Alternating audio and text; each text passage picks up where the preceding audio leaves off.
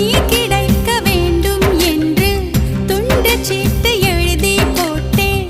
பேச்சியம்மன் கோயில் சாமி பேப்பர் சாமியானது என்ன?